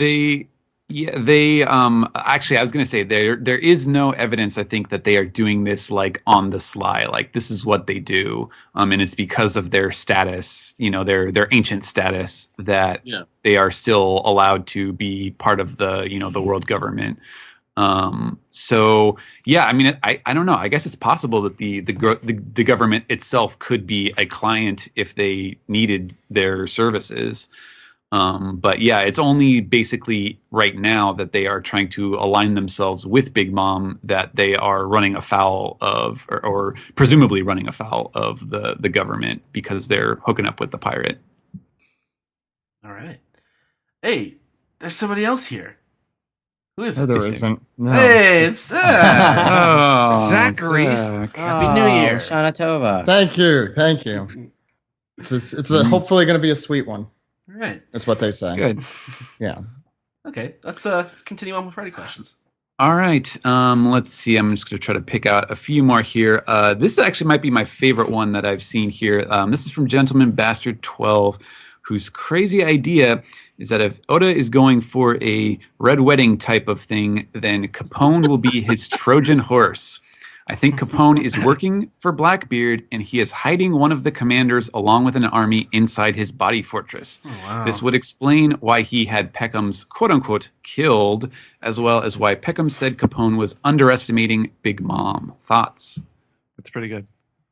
Yeah, That's I've kind of forgot about Capone because it's been a little while since that scene wrapped up. I came in just in time for the Game of Thrones reference. There you go. Zach, what did you think of the chapter? Heartbreaking, good. What did you? I haven't listened yet, obviously, since you're still recording. He wants to make what- sure he's not having the unpopular opinion. Yeah, that's Sam knows me way too well. What did you guys think of the line with Reiju, though? I don't know if you guys have discussed the similar. I mean, obviously the similarities with between Saul, the Robin flashback. Yes. Yeah. I mean, was that a good thing for you guys, or was that like? I was sort of halvesies on it, actually. Yeah, Halfsies is good. I'm mostly good. I get the hesitation. That's how Sure. I feel as well. Yeah, I'm most okay with it. the whole thing was okay. I mean, I was a little disappointed that she wasn't the evil, horrible character that we all thought. Yeah, there's so much else going on in this chapter or in this arc that it's fine. Oh my Yeah, God, it's a that's party it. up in this podcast. There's multiple people. Well, Steve, yes, there's always multiple people. there's Yeah, multiple people arriving. Who else is here? No? No, Nope. no one. No, nah. I don't think you're expecting anybody else. No. Oh, hey everybody, it's just Steve. Party. It's fine. He's been here this Oh, was entire that time. for me? Yeah. He's been I'm hiding sorry. in this. I just came here to get your beer. Oh. Smell you later, suckers. Oh, man. All right. It's been a while since you've been on the No, show, I- Steve. What was that? It's been a while since you've been on the show. Well, don't get used to it because starting next week I'll be around a lot more often. So All right. Yeah. Good. When Nate, how has Ed been treating you on the podcast? I think it's okay. It's all right. I mean, like, I did get yelled at beforehand. He was super, Aw. made me cry. So He does that to me all the time. It's not that's cool. kind of but- messed up, dude. Oh. Yeah. Plus, there was that whole scene where Ed was like, "Oh, thank you for leaving the podcast. I was too soft and humane to kick you off directly." That's Yeah, when your things humanity's showing got up. wacky. don't worry. It's like Ed. All he has to do is trip over a cord, and while walking through a curtain, and he gets his just desserts. Yeah, whatever. Let's see. Let's go on to All Blue Chaser. Who this is a good question for Zach and Steve since they just showed up. Do you think we now have the basis of Sanji's treatment of women, i.e., every woman girl I knew is either angelically kind or forced to treat me poorly or put up a front so they aren't hurt themselves, and every dude I know is scum who hurts people and are especially threats to women? I mean, it would make sense as to why he bounces back after rejection so fast, maybe thinking that they like him but need to pretend that they don't to feel safer and secure in their individual situation. But still, I feel like there might be more. What do you think? Is this all there is to his will not hurt women oath? I think- Steve, go ahead. Interesting way to look at it, but like I think it's such an ingrained part of his character that I never really think to question it. I think he just got super horny once he hit puberty and never looked back. I think it was before, if those flashbacks with Zeph recently are any indication. Yeah, well, we talked about this a little at the end of the manga recap. But Steve and Zach, what are your? Steve, I want to hear you first before I talk. I don't know. I think there's a lot more here still to be revealed. I was a little nervous when Sanji's mother wasn't given like an Oda box with a name. I really hope she's not a one-off kind of. Well, here's his mom, like Usopp's mom. I think she I feel actually like might be more important a little later, even in this arc. Yeah, I'm expecting to see more with her, like kind of Judge. We'll do some like her prescriptions cost too much. Cut her off. Because he's got. I gotta save my money for my. Wait, Lego are you saying building. Germa doesn't have universal health care? This is they're Scandinavian. It's not I the made that best. joke twice in 2 weeks. See, they have a really high deductible, and it just it's too much. The dude bros are like, I'm better off just taking a sword for one of the brothers than getting antibiotics, because what's the point? I that think really it's a veered perfectly- off.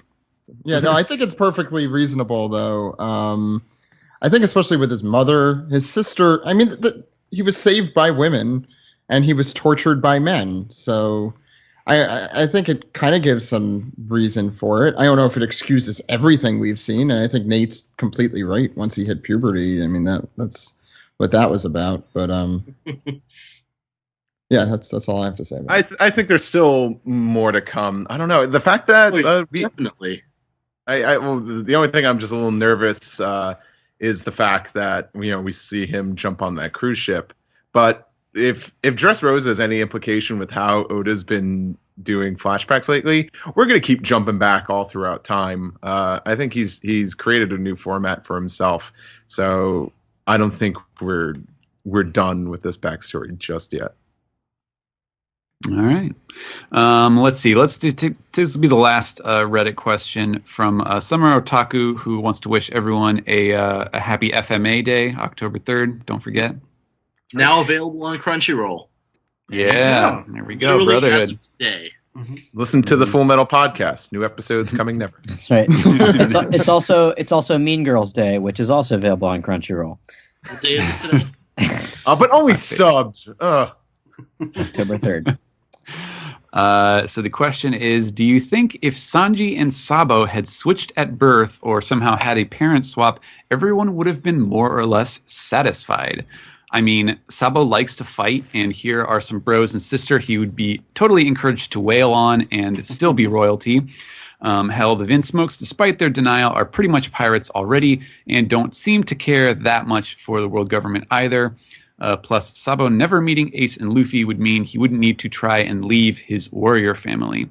Whereas Sanji as a child wasn't a fighter and liked to read and probably would do great at all that ritzy noble manners stuff. And even if he's secretly still very kind, I think he could change things a little from the inside with his cleverness if he wasn't just beaten up on from the get-go.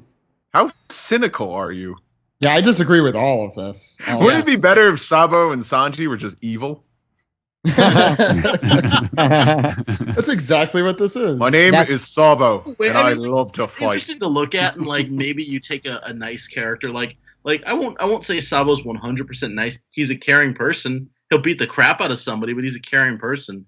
And Sanji is a nice person who had to learn to be violent, and Sabo is a rougher person who had to learn to slow down a little bit.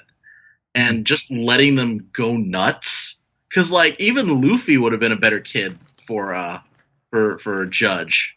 I mean, he would have kind of he would have been Judge's very special little boy. He would have loved the fact that Luffy's like, yeah, let's mess him up. Oh, my special little guy. Here's the thing, though. It's like it wouldn't be better. It's nice to think that. Like, I think like, oh, if it was just like this, things would be different. That's the whole point. It's not like the characters would be happier as much as their asshole parents would be happier. It's Luffy. We wouldn't get the same thing. It's like saying like, oh, what if Luffy was just a Marine like Garp would have wanted? Then this would have been boring. It would have been just G8 for 800 chapters. All right. Is that the end of the Reddit questions? Yeah, that is the end of Reddit, Ed. So okay. I think that means it's time. I can throw it to him. I'm here. I'm back, Steven. I can ruin it's it my for chance. You. No, fine, Steven. Go do it. All right, Ed. I think it's time for... Peace the tweet! Yeah. He's sweet. How was that, Steven? Was it amazing? That was awesome. Starting it was great off for me. With Quip I don't Quest. care, Steve. Quipquest, who says, if the One Piece is friendship, does that mean it's not on Raftel but Sniper Island? Hashtag Lulu. Okay, it's not friendship. Okay, it's definitely not that. Oda's not a hack. If you want a serious answer to that, he actually said it is not friendship or something stupid like that. Multiple times, I think he's had to... Yeah, we have an interview where he said that on the website somewhere deep in the archives. Bad. I think they just wanted to laugh, and I was just like, no, the One Piece ain't friendship. Sorry, everybody. I'm going to apologize on behalf of Steve. He hasn't been here in a while, and he needs to get his groove back. Our very own Sai adds, with this new chapter, Sanji and Usopp can now form the "Our Moms Died of a Vague Illness When We Were Kids" club. Although I thought it was pretty clear from the chapter that his cooking killed his mother. So but here's the thing. Vague illness is deadlier now. Now, vague illness is deadlier than stairs and Akainu's fists. Well, I think it's just as deadly as Akainu's fist. Yeah, because he killed that deserting Marine. We know that. Yeah, but he doesn't count. Did he even have a name? No. Yeah. He killed dude. I mean, we know he's killed other dudes, but he killed Ace, and that's the one that hurt. The only people that die in this series are Ace, Whitebeard, and dudes. Just random dudes. And chicks, man. Outside of flashbacks. And chicks, man. Yes. Man. Oh, this is a pretty open question. My Lily Fern asks, what is the funniest moment in the series to you? Although I think mine is the Thriller Bark zombie pushing back into the ground. Yeah, I feel like we get this question a lot, actually. It's actually, Nate's new. Let's ask Nate. It can change over time. Okay, the funniest moment in One Piece for me is, honestly, like, there's a lot of great moments. There's at least one moment that I pull from in every single arc, and always, I think the one that sticks with me is right at the beginning. I made the joke right before we started recording when Luffy wants to show how tough he is and he stabs himself in the face. That's just that set the tone for me and told me this is going to be gold for the entire thing. Yeah, but you had to wait all that time if you put that scene to like Linkin Park, it would be a completely different tone. Exactly. All right, that's the origin story. Like, we're seeing Sanji's tragic origin story, and we had Robin's tragic origin story, and how they eventually became pirates, and Luffy just really, really loved Shanks and stabbed himself in the face. So, well, he just wanted to prove how tough he was. He was scrappy. He was scrappy do. He was such a scrappy do. That's an insult to Luffy. I know, but hey, we could have all been scrappy dudes at one point, but we grow and mature. Don't you dare compare any of us to Scrappy Doo. I'm not You're saying on notice. You are on Dude notice. now. Why am I on the list? Why are you doing me dirty, man? Ba-ba-da-ba-ba-ba. Ed, next one comes from Huntress. To be completely fan. honest, I never found Scrappy Doo to be entertaining. Look, we'll talk about it on the Scrappy Doo podcast coming soon.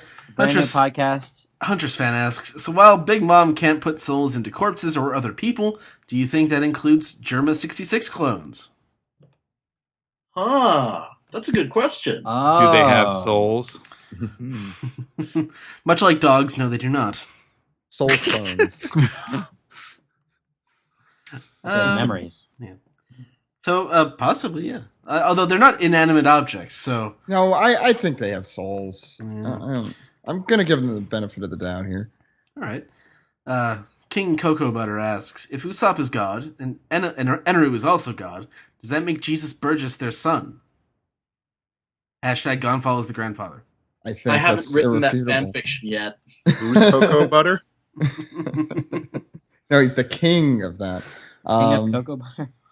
Is that a character, or is that the person that asked the question? That's the person that asked the question. That's our very own Ashwin. Because I heard a list of names and I heard Cocoa Butter and I'm like, Oh, I didn't even realize that. He must have changed his. Isn't Or that, did he He's Bon change Clay it? now. isn't that His Ice-T's wife? Cocoa? Cocoa Butter.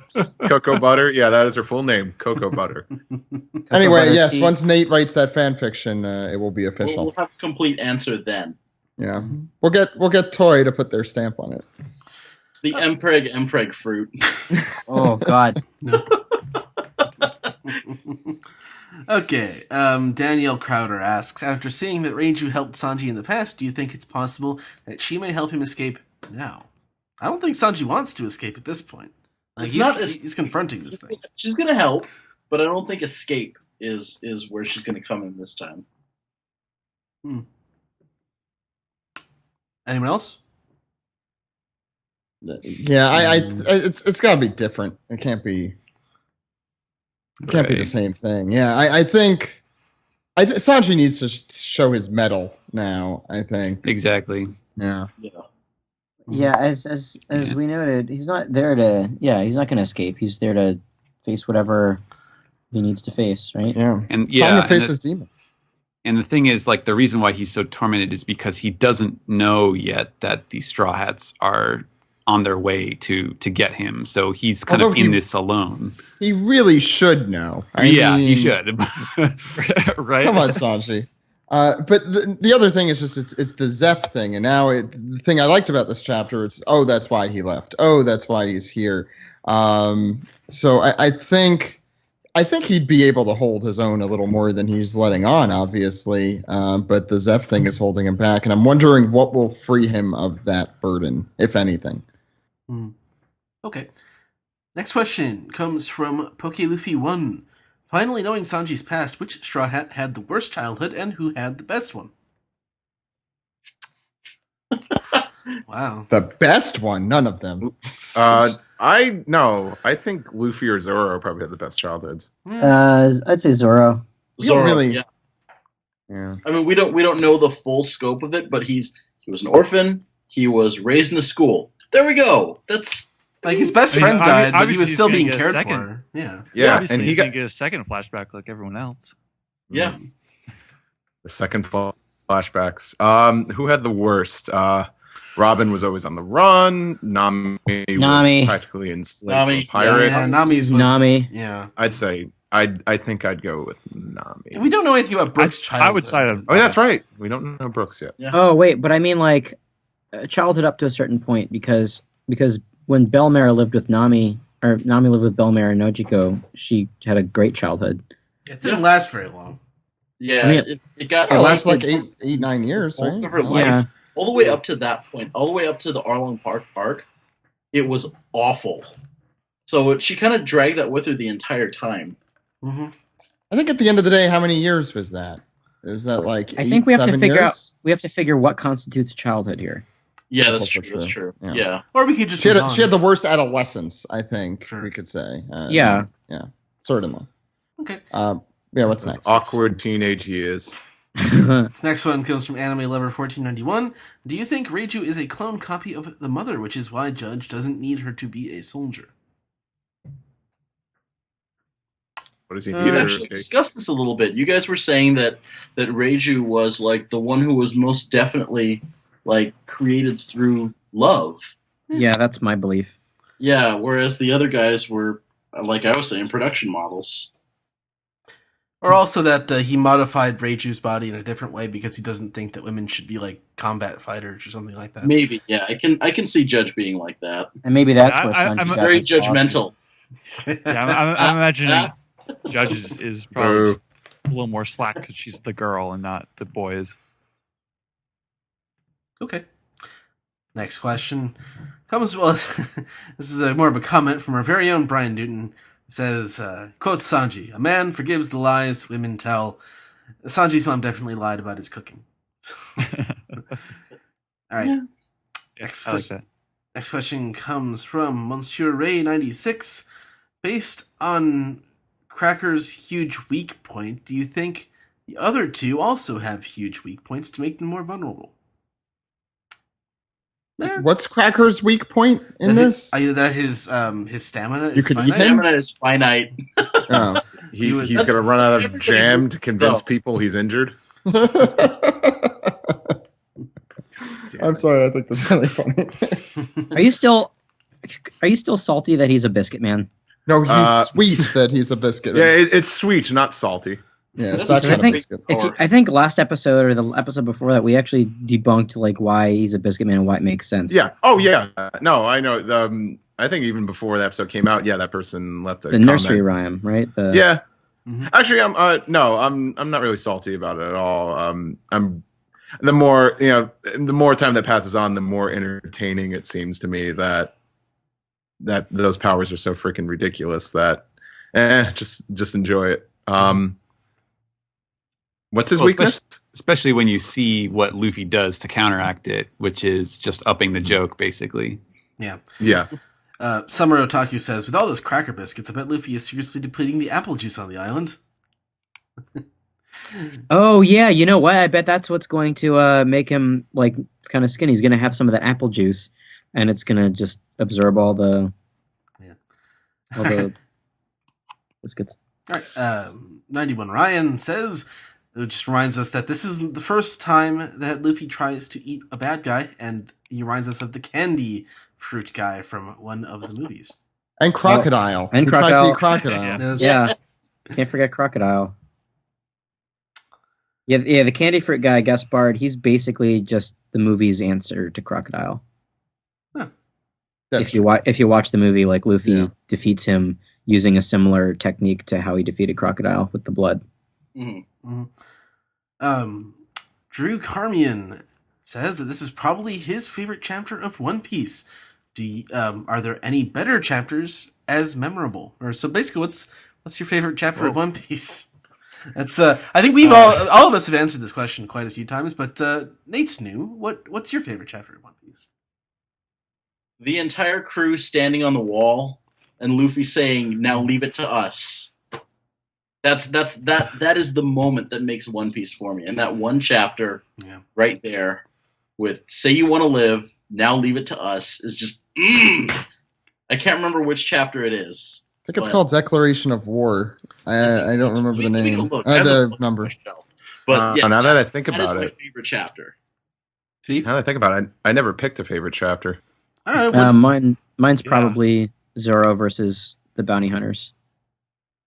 That was a good chapter too. Holy crap. I guess I don't really think of chapters as favorites. Like I could name like Yeah. Just- episodes. I mean, but- since the time skip, like maybe Zoro versus Pika as like a unique Oh yeah, artistic chapter. That one really, and also my That favorite was character, really so that good, really yeah. stuck out for me. Nate picked a very good chapter though. I think I'd definitely, throw that up there. Like I always love the March to Arlong Park, but I like it more in the anime than I do the manga. Mm-hmm. Man, it's never really thought about that. There's a lot more chapters there. It makes it harder because Yeah. it's not all kind of smooshed into one episode. Since Skypiea is my favorite arc, I guess I'd have to say that mine is probably Luffy ringing the bell. That that's up chapter, there. just that moment was so Yeah. cool. I think, Ed, we agreed on Jack in the Box. Oh yeah. Yeah, that definitely, like, if I were to do a top 10, I think that would go in there. All right.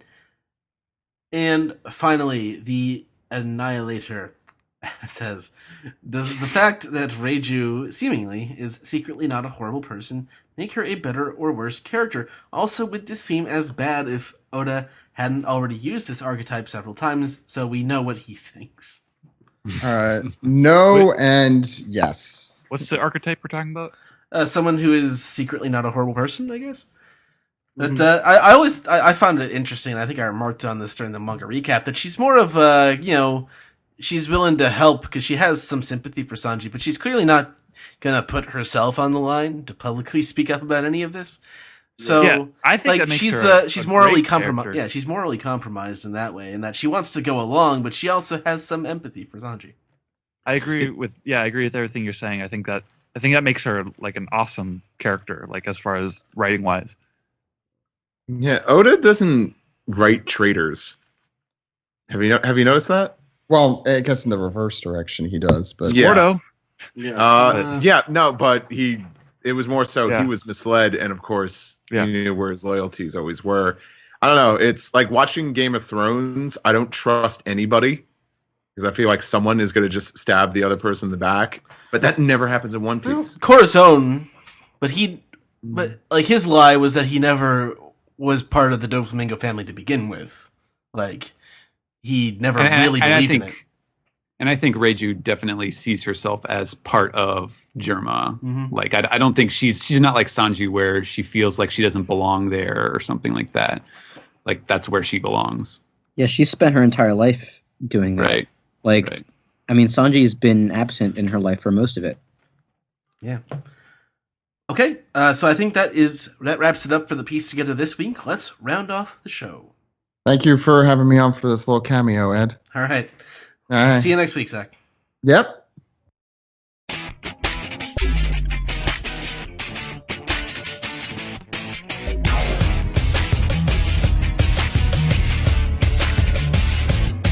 This has been the One Piece Podcast, episode 438 for the week of October 3rd, 2016.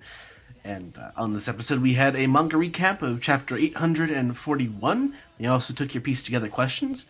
And next week, we're going to have a manga recap of chapter 842, as well as a double anime recap. Sam, that's right? Yeah. Cool.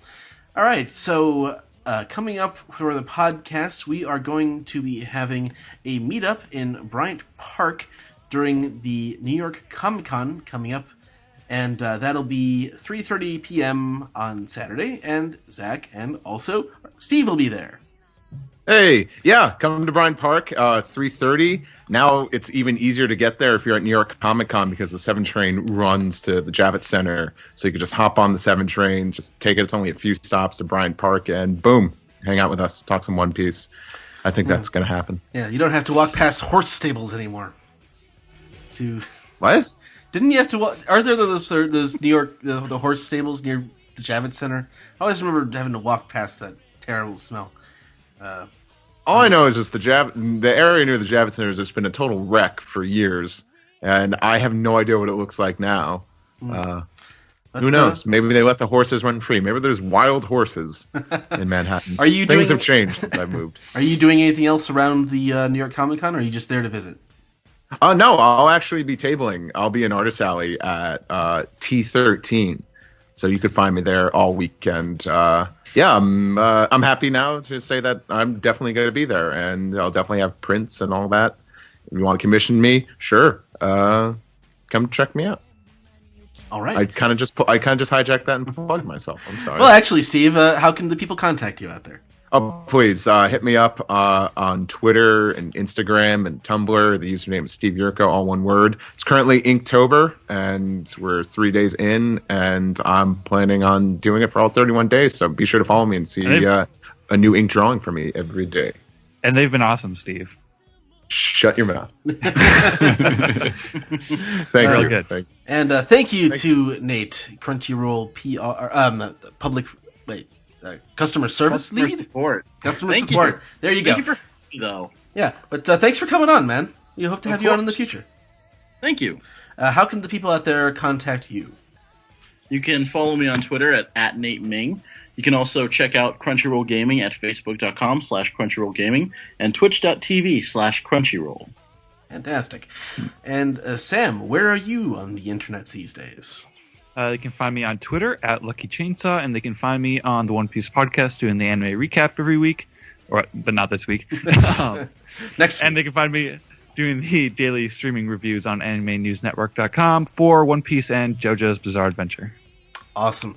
And thank you also to Stephen for coming on this week. Where can people contact you on the internet? You can follow me on Twitter at Translatosaurus. Cool. All right, and Alex, my co-host for this week, where can people contact you? Well, you can always find me on Twitter, Tumblr, Vine, and Instagram at Dude Exclamation. Like Steve, I'm also doing Inktober all month long, as I've been doing the last couple of years. Yeah, enjoy that. You're gonna love it. Also, listen to other podcasts that I am on. 20 Minutes of Bullshit being one of them. We have a Twitter account now, 20 Mins BS. So please follow that if you're a fan of 20 Minutes of Bullshit. And also please listen to Toho Yaro, the Japanese Film Club podcast I do with Scott Dryman and Dre Weiser. This month's episode just dropped today. It's House, 1977's House, aka Haozu. So if you've seen that movie, please give it a listen. This is the first movie that we've done so far that made me baffled. As I said, I think on last week's show that the producers at Toho were getting sick of losing all this money on movies that made sense, so they made this. That's right. Yeah, we quote Ed in the podcast as well. So please check that out. And as far as Super Art Fight goes, if you're New York based or around New York, November 19th, Super Art Fight's coming to Sunnyvale in Brooklyn. I'm not going to be on that show, but you should go check it out anyway because it's going to be bonkers. All right. And I am available at Edward E. Festizio on Twitter. The podcast, as always, is available at OnePiecePodcast.com, Twitter.com, YouTube.com, and Facebook.com/OnePiecePodcast. OnePiecePodcast.tumblr.com. OnePiecePodcast@gmail.com is our email address. OnePiecePodcast is our Skype name. Reddit.com/r/OnePiecePodcast. Leave us some piece together there. We will answer it, hopefully. We get to a lot of the questions on the Reddit. You can subscribe on SoundCloud. You can subscribe on Google Play. Please support us on Patreon. We should have a Patreon exclusive podcast coming out by the end of this week. And you can also, as always, subscribe, rate, and review on iTunes or call us on our phone number. Alex, do you know the number? That number is 547-497 Nope. Maji. No, 347-497 Maji. Ah, crap. 347-497-6254. Call anytime. If your conquests, queries, questions, another hard K word, All your crackers, yes. all your crackers belong to us. The internet. All right. So for the One Piece podcast, my name is Ed. My name is Alex. And we'll see you my name next is week. Steve. And we'll see you next week, everybody. Bye-bye. Bye-bye. Bye, guys. See ya. Don't flank me, flank. Flush this flute flies. What? I said don't flank up the doll. Oh.